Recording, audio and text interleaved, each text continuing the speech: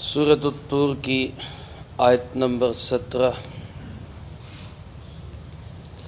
الحمدللہ وکفی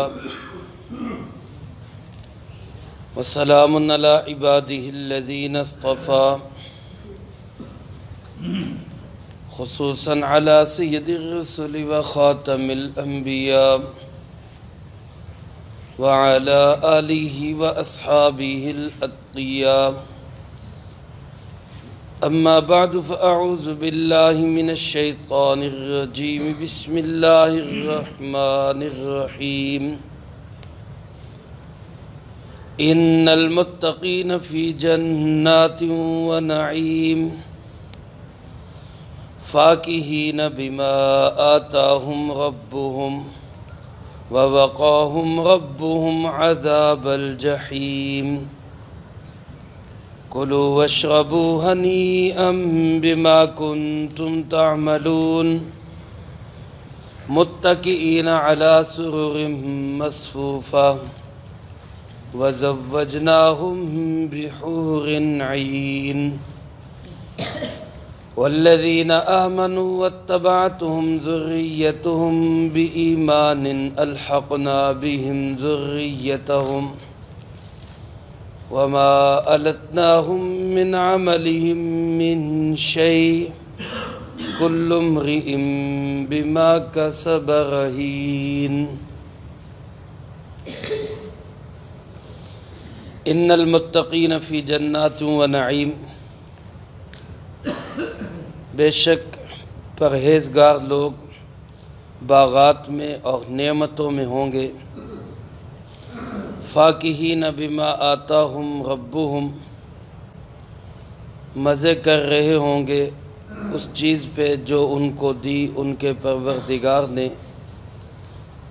ووقاہم ربہم عذاب الجحیم، اور بچا لیا ان کو ان کے پروردگار نے جہنم کے عذاب سے۔ کلوا واشربوا ہنیئا، کھاؤ اور پیو خوشگوار ہے، بما کنتم تعملون، یہ صلہ ہے ان اعمال کا جو تم کرتے رہے۔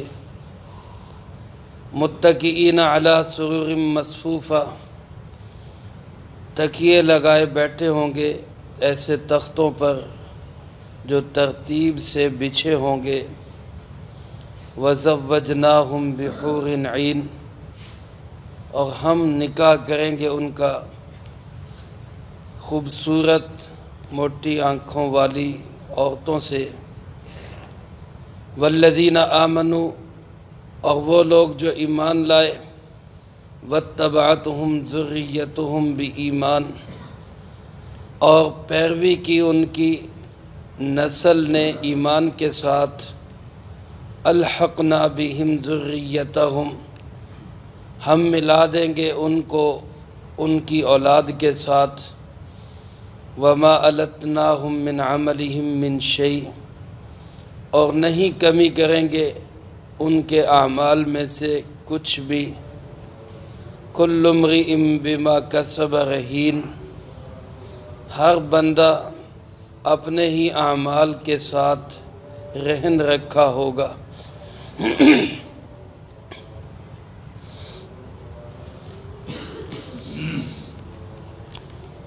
عقیدہ آخرت اور مرنے کے بعد کی زندگی، یہ ان صورتوں کا مرکزی موضوع اور مضمون ہے۔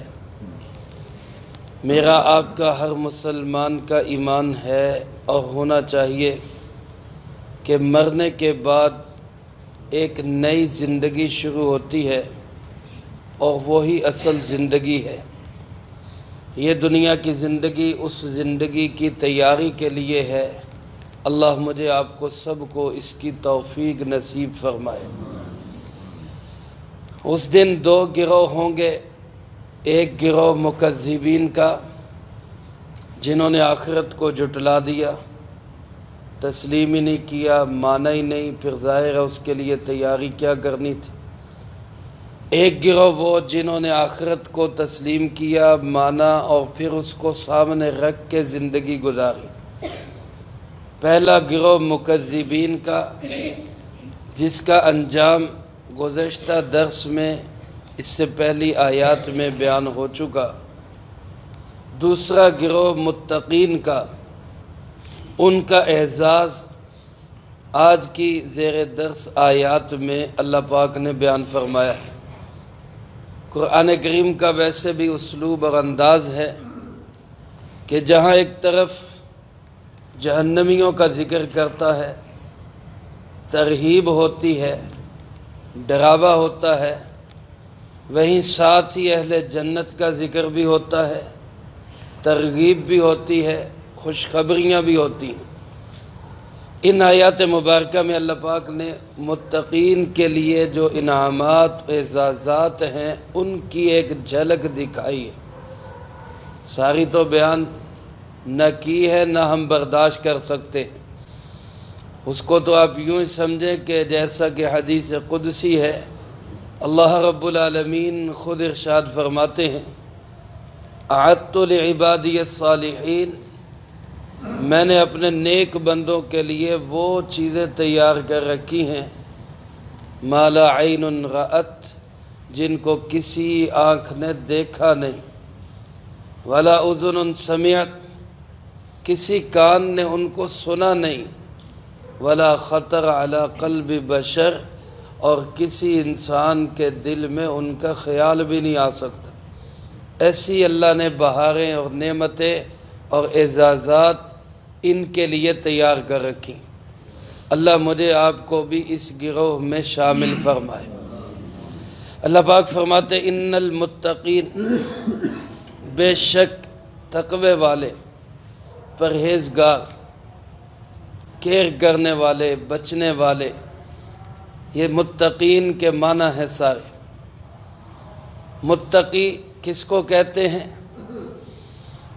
ایک معنی میں اور آپ الحمدللہ ہم سب متقی بیٹھے ہیں، سب کہہ دیں الحمدللہ۔ تقوی کی پہلی سٹیج یہ ہے کہ انسان کفر سے بچے، شرک سے بچے۔ اللہ کے فضل و کرم سے اللہ پاک نے اپنی رحمت سے ہمیں کفر سے بھی بچایا ہوا ہے، شرک سے بھی بچایا ہوا ہے۔ اللہ آخری سانس تک کفر اور شرک سے بچائے رکھے۔ اس معنی میں ہم سب متقی ہیں، خوش بھی ہو جائیں اور الحمدللہ بھی کہہ دیں۔ یہ ساری بہاریں، اعزازات، انعامات انشاءاللہ ہمارے لیے بھی ہیں۔ لیکن میرے بھائیوں، دین کے اندر جمود نہیں ہے، ٹھہراؤ نہیں ہے کہ بس جی ہم جہاں پہ ہیں وہاں مطمئن ہو جائیں کہ جی بس ٹھیک ہے جی ہم تقوی والے ہو گئے، بتا دیا جی مولوی صاحب نے کہہ دیا ہم کفر سے بچے ہوئے، ہم شرک سے بچے ہوئے، لہذا ہم تقوی والے ہیں۔ دین کے اندر تو محنت ہے اور خیرات اور نیکی کے کاموں میں ایک دوسرے سے آگے بڑھنا ہے، ساری زندگی اس کی کوشش کرتے رہنا ہے۔ اب دیکھیں نا، حضرت سیدنا عمر فاروق رضی اللہ تعالیٰ عنہ 39ویں یا 40ویں نمبر پہ مسلمان ہوئے، اور پہلے نمبر والے حضرت سیدنا ابو بکر صدیق رضی اللہ تعالیٰ عنہ سے آخر وقت تک مقابلہ کیا، حالانکہ باقی سب کو کراس کر کے آ گئے، دوسرے نمبر پہ آ گئے۔ یہاں آ کے تو بندہ سوچ ہی لیتے کہ چلو یار دوسرا ہی صحیح، سیکنڈ تو آ گیا نا، اب آگے نہ صحیح، لیکن وہاں آ کے بھی فرسٹ آنے کے لیے، پہلے نمبر کے لیے پورا زور لگایا، اپنا آدھا مال لے کے آئے تبوک میں کہ آج تو میں ابو بکر سے بڑھ جاؤں گا۔ لیکن اللہ کی شان، اللہ نے جس کو پہلا نمبر دے دیا وہ پہلے والا ہی تھا رضی اللہ تعالیٰ عنہ۔ لیکن یہ بتا گئے کہ بہرحال دوڑ لگانی ہے، زور لگانا ہے، فاستبقوا الخیرات، خیرات اور نیکی کے کاموں میں اللہ فرماتے ایک دوسرے سے آگے بڑھو۔ تو تقوی کی پہلی سٹیج اگر ہمیں حاصل ہے تو اس پہ مطمئن نہ ہو بلکہ آگے بڑھے۔ اگلی سٹیج کیا ہے کہ انسان کبیرہ گناہوں سے بچے۔ بڑے بڑے گناہ، والدین کی نافرمانی بڑا گناہ ہے، سود کھانا بڑا گناہ ہے، زنا بڑا گناہ ہے، کسی مسلمان کو زبان یا ہاتھ سے تکلیف دینا بڑا گناہ ہے، ان بڑے گناہوں سے بھی بچیں۔ یہ تقوی کا دوسرا درجہ ہے۔ اس پہ آدمی پہنچ جائے، اللہ ہم سب کو پہنچا دے، تو پھر اس سے اگلا درجہ تقوی کا کہ انسان صغیرہ گناہوں سے بلکہ شبہ میں ڈالنے والی چیزوں سے بھی بچے۔ یہ تقوی کا اعلیٰ درجہ ہے۔ اس کو بھی حاصل کرنے کی ہمیں کوشش کرنی چاہیے، آگے بڑھنا چاہیے کہ چھوٹے چھوٹے گناہ بھی ہماری زندگی میں نہ رہیں۔ نامعلوم بعض اوقات وہی چھوٹا گناہ وہ پکڑ کا سبب بن جائے، اسی پہ اللہ پاک گرفت کر لیں۔ تو اس لیے صغیرہ کبیرہ حتیٰ کہ مشتبہات سے بھی انسان بچنے کی کوشش کرے، یہ تقوی کا اعلیٰ درجہ ہے۔ تو ایسے تقوی والے لوگ، ان کا اعزاز کیا ہوگا؟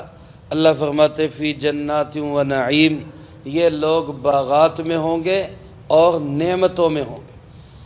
ان باغات کی کیفیات کوئی تھوڑی تھوڑی جھلکیاں اللہ رب العالمین نے قرآن کریم میں جناب محمد کریم صلی اللہ علیہ وسلم نے وحی غیر مطلوب یعنی احادیث میں بتائی ہیں، لیکن ساری کیفیت تو اللہ ہمیں وہاں پہنچا دے، وہاں جا کے ہی دیکھیں گے۔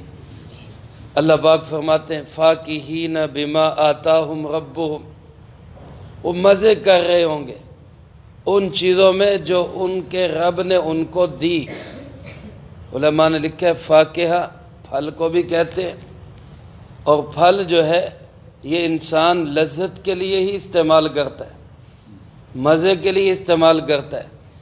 جہاں انسان کی ضروریات پوری نہ ہو رہی ہوں وہاں پھلوں کا تصور مشکل ہو جاتا ہے۔ جہاں ضرورتیں پوری ہوتی ہیں اور پھر ضرورت سے بچ جاتا ہے، پھر مزے کے لیے انسان کہتا ہے کوئی پھل بھی کھا لیں۔ تو ایک لحاظ سے معنی یہ ہے کہ وہاں پھلوں کے ساتھ لطف اٹھائیں گے، اور دوسرا بعض علماء نے یہ معنی لکھا ہے کہ فاکہہ اور فکوہہ یہ گپ شپ لگانے کو بھی کہتے ہیں، ہنسی مزاح اور اچھی محفلوں کو خوبصورت انداز سے خوشیاں منانے کو فاکہہ کہا جاتا ہے۔ اور یہ بھی ظاہر ہے انسان اسی وقت کرتا ہے جب کوئی پریشانی نہ ہو۔ جب انسان خود پریشان ہو تو کوئی مذاق بھی کرے تو کیا کہہ دیتا ہے، یار میرا موڈ ٹھیک نہیں ہے، میرے ساتھ مذاق نہ کر۔ پھر وہ مذاق نہیں کرتا کیونکہ اس کو اپنی ٹینشن پڑی ہوئی ہے۔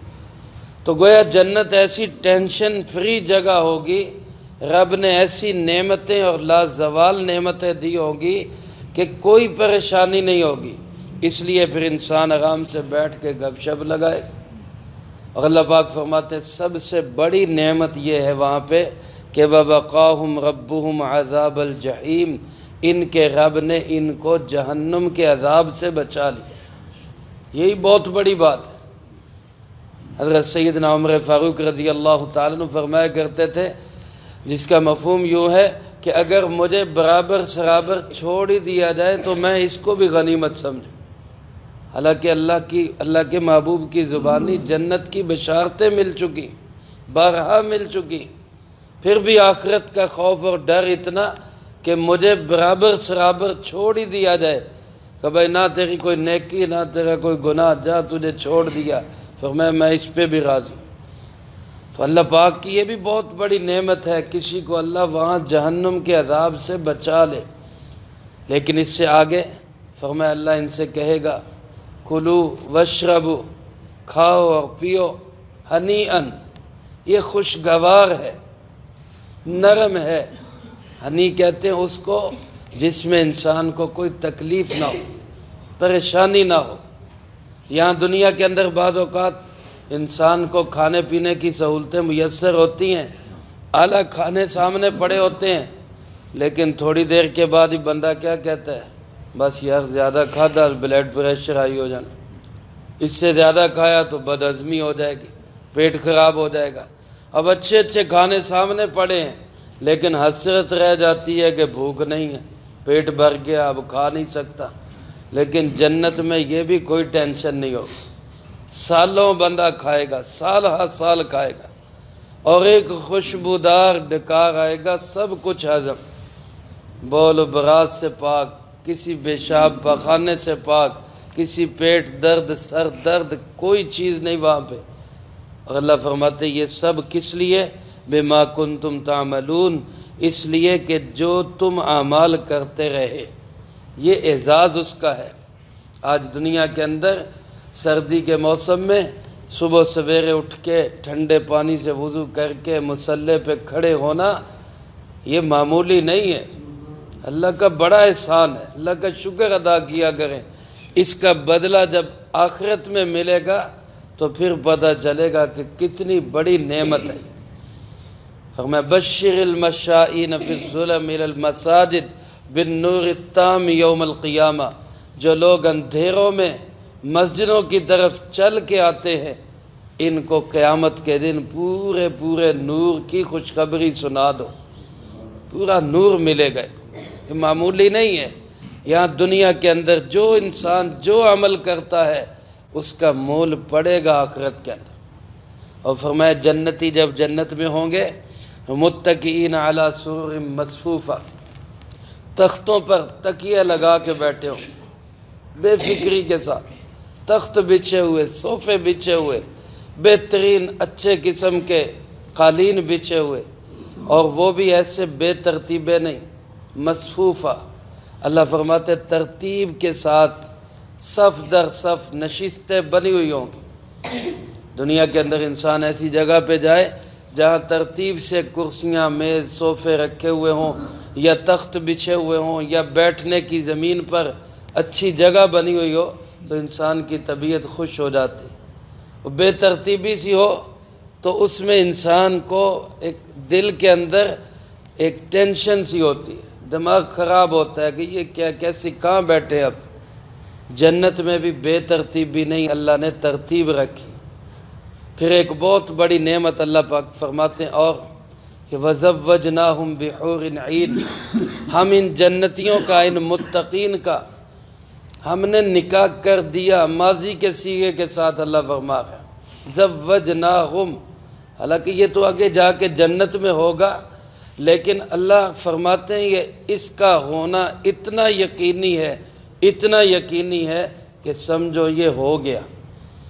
جیسے ہم دنیا میں کسی کو کہتے ہیں نا یار یہ کام بس ہو گیا، سمجھو ہو گیا یہ کام، اللہ فرماتے ہیں کہ ہم نے ان کا نکاح کر دیا بحور عین۔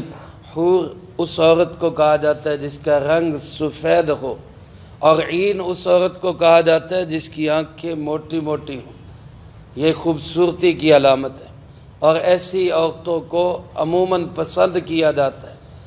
تو رسول اللہ صلی اللہ علیہ وسلم نے بھی اسی عورتوں کی تعریف فرمائی، اللہ کا قرآن بھی کہتا ہے ایسی عورتوں کے ساتھ ہم ان کا نکاح کریں۔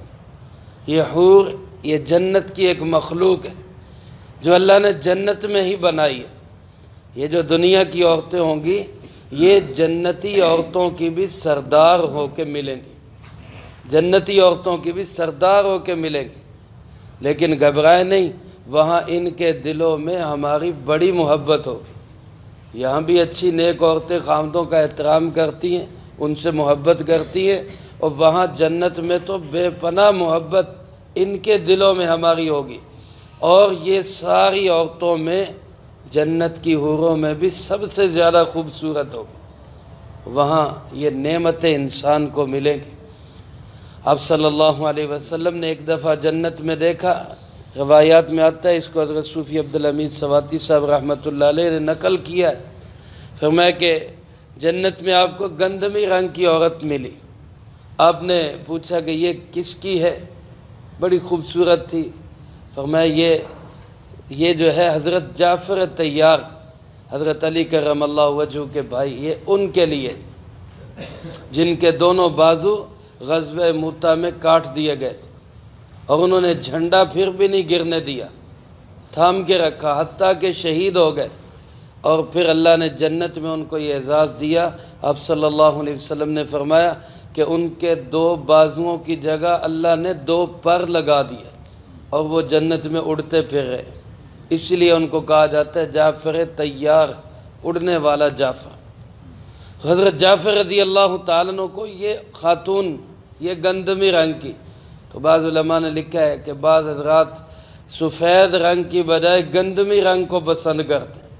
تو یعنی آدمی کو جس طرح کی پسند ہوگی اللہ وہاں پہ ویسی اس کو نصیب فرمائے گا۔ چاہیے سب کو یا نہیں چاہیے؟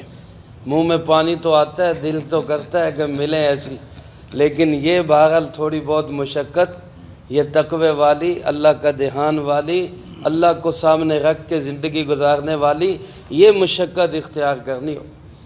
ایک اور بہت بڑی نعمت، انسان کتنے بھی اچھے حالات میں ہو، کتنے بھی اچھے حالات میں ہو، لیکن اگر اولاد پاس نہ ہو، بیوی بچے پاس نہ ہوں، یا وہ مشکل حالات میں ہوں، تو انسان اچھے سے اچھا انسان، مالدار انسان بھی اولاد کے لیے پریشان ہو جاتا ہے۔ میری اولاد سکھی نہیں، کہتے نہیں جس دی مائی سکھی ہو دی مطلب بیٹی جیدی جائی سکھی ہو دی مائی سکھی، یعنی جس کی بیٹی خوش نصیب ہو، اچھے حالات میں ہو، ماں خود ہی خوش ہو جاتی۔ تو اگر اولاد ہی انسان کی وہ اچھے حالات میں نہ ہو تو پھر جنت میں جا کے بھی یہ افسوس تو رہے گا یار میری اولاد نہیں اچھے حالات میں۔ تو اللہ پاک فرماتے ہیں ایسا ہوگا تو ہم کیا کریں گے؟ اللہ حدیث پاک میں آتا ہے بعض حضرات وہاں پہ کہیں گے کہ یا اللہ ہماری اولاد، تو اللہ پاک فرمائیں گے بھائی تمہاری اولاد کے اعمال تمہارے جیسے نہیں تھے، وہ نچلے درجوں میں ہیں، وہ نچلے درجوں میں ہیں، جنت میں ایمان والے ہیں، صاحب ایمان ہیں، صاحب عمل تھے، لیکن تمہارے جیسے نہیں تھے، اس لیے وہ نچلے درجوں میں۔ تو یہ جنتی کہے گا یا اللہ میں اولاد کے بغیر مجھے تو مزہ ہی نہیں آ رہا، میرے دل میں تو تقدر ہے۔ اللہ پاک فرمائیں گے کہ نہیں جنت میں حسرت تو پھر جنت کیسی، یہاں حسرت کوئی نہیں۔ اللہ فرماتے ہیں کہ جن لوگوں کے خود ایمان والے، عمل والے، وَاتَّبَعَتْهُمْ ذُرِّيَّتُهُمْ بِإِيمَانٍ، اور ان کی اولاد نے بھی ایمان کے ساتھ ان کی پیروی کی، کفر میں نہیں چلے گئے، ہے ایمان والے ہی، لیکن اعمال میں کمی رہ گئی۔ اللہ فرماتے ہیں الحقنا بہم ذریتہم، ہم ان کی اولاد کو بھی اپنی رحمت سے ان کے ساتھ ہی ملا دیں، وہ بھی جنت میں ساتھ ہی اکٹھے ہو رہے ہیں تاکہ کوئی حسرت نہ رہے۔ حضرت عبداللہ ابن عباس رضی اللہ تعالیٰ عنہ نے اس جملے کی یہی تفسیر فرمائی، اور بعض حضرات نے اس کی تفسیر یوں فرمائی کہ ایک جنتی جنت میں ہوگا، اس کے درجات کو اللہ اور بڑھائیں گے اور بڑھائیں گے اور بڑھائیں گے۔ وہ کہے گا کہ یا اللہ میرے درجات اتنے کیوں بڑھ رہے ہیں، میں تو اب اعمال بھی نہیں کر رہا، میرے اب درجے کیوں بڑھتے جا رہے ہیں؟ تو اللہ پاک کی طرف سے جواب آئے گا کہ تو نے اپنے بچے کو جو دین سکھایا وہ دین پہ عمل کر رہے اور تیرے لیے دعا کر رہے، اور اس کے عمل اور دعا کی برکت سے تیرا درجہ بڑھتا جا رہا۔ تو والدین کے لیے دعا کرنی چاہیے، ان کو ایصال ثواب کرنا چاہیے، ہر روز کرنا چاہیے۔ یہ ہم بعض اوقات کرتے ہیں جی بس سال کے بعد ایک دفعہ یا کبھی کبھار، روزانہ جو اعمال ہم کرتے ہیں یہاں بیٹھے بیٹھے نیت کر لیں، بس یوں ہی نیت کر لیں کہ اللہ سارے انبیاء علیہ السلام کی ساری ایمان والی امتوں کو میرے تمام اعمال کا ثواب پہنچا دے، سب کو ہی اللہ پہنچا دے گا۔ بہرحال فرمایا کہ ہم ان کو ان کے درجے میں پہنچا دیں گے، وما التناہم من عملہم من شیء، اور ان کے اعمال میں بھی ہم کوئی کمی نہیں کریں گے۔ یہ نہیں کہ ان کے اعمال میں کمی کر کے پھر ان کو وہاں تک پہنچا دے، ایسا نہیں ہوگا، وہ اپنے درجے میں رہیں گے، ان کو اللہ اپنی مہربانی سے ان کے درجے میں پہنچا دے۔ لیکن دوسری طرف ذہن میں یہ آئے گا کہ اگر کسی شخص نے اپنی اولاد کو غلط راہ پہ لگا دیا تو وہ اس کا کیا بنے گا؟ اب کوئی آدمی اس کی اولاد گمراہی میں چلی گئی، کفر میں چلی گئی خدا نخواستہ، تو کیا اس اولاد کی وجہ سے یہ بھی پکڑا جائے گا؟ اللہ فرماتے ہیں کل امرئ بما کسب رہین، وہاں ہر بندہ اپنے ہی اعمال میں پھنسا ہوا ہوگا۔ رہین کا معنی رہن رکھا ہو، یعنی نیکیوں میں تو یہ ہوگا کہ اللہ بعضوں کو اپنے فضل سے اونچا مقام دے دے، گناہوں میں یہ نہیں ہوگا کہ کسی نے گناہ کیے ہوں اور اس کی وجہ سے کوئی اور پکڑا جائے، ایسا نہیں ہوگا۔ دنیا میں تو یہ ہو جاتا ہے کہ باپ مجرم ہے، باپ گھر پہ نہیں ہے، چلو جی بیٹے کو اٹھا کے لے جاؤ، یا بیٹا مجرم ہے، بیٹا گھر پہ نہیں ہے، باپ کو اٹھا کے لے جاؤ، لیکن اللہ فرماتے ہیں میرے ہاں گناہوں میں ایسا نہیں ہوگا کہ کرے کوئی اور بھرے کوئی، ایسا نہیں ہوگا۔ گناہ جس نے کیے ہوں گے، برے اعمال جس نے کیے ہوں گے، وہ اپنے اعمال کو خود ہی بھگتے گا۔ ہاں اگر اس کے لیے کوئی دوسرا داعی بنا، سبب بنا، اس نے گناہ کی طرف بلایا تو بلانے والا بھی اس میں برابر شامل ہوگا، لیکن یہ نہیں ہوگا کہ اولاد گناہ کرے اور اس کی وجہ سے ماں باپ پکڑے جائیں۔ ہاں ماں باپ اگر اپنی ذمہ داریوں کو ہی پورا نہیں کرتے، اولاد کو دین ہی نہیں سکھاتے، تو یہ الگ جرم ہے، اس کا الگ ان سے حساب ہوگا۔ لیکن اگر دین سکھایا، اعمال میں کمی بھی رہ گئی لیکن ایمان سلامت ہے، تو اللہ فرماتے ہیں ہم اپنے فضل سے ایسے والدین اور بچوں کو جنت میں اکٹھا کر دیں۔ اللہ ہم سب کو یہ جنت کی بہاریں نصیب فرمائے۔ اگلی آیات میں اللہ پاک نے مزید بہاروں کو بیان فرمایا، ان کا تذکرہ انشاءاللہ اگلی فرصت میں ہوگا۔ اللہ مجھے آپ کو سب کو قرآن و سنت کی صحیح سمجھ نصیب فرمائے، جو کہا سنا اس کو زندگی میں لا کے دوسروں تک پہنچانے کی توفیق عطا فرمائے۔ صلی وسلم علی نبینا محمد۔ ہاں جی انشاءاللہ تعالیٰ گورے چٹے ہو کے ٹونڈ مونڈ جنت میں جائیں گے انشاءاللہ۔ حدیث پاک میں آتا ہے جردن مردن، یعنی جس طرح انسان چھوٹا بچہ پیدا ہوتا ہے تو داڑھی بھی کوئی نہیں ہے اور اس کا جو ہے بہترین خوبصورت شکل ہوتی ہے، اسی طرح اللہ پاک ہر ایک کو جنت میں داخلہ نصیب فرمائیں گے۔ اللہم انت السلام ومنک السلام، تبارکت ربنا وتعالیت یا ذا الجلال والاکرام۔ اللہم اعنا علی ذکرک وشکرک وحسن عبادتک۔ اللہم احسن عاقبتنا فی الامور کلہا واجرنا من خزی الدنیا وعذاب الآخرہ۔ اللہم باقیتا کباقیت الولید۔ اللہم استر عوراتنا وآمن روعاتنا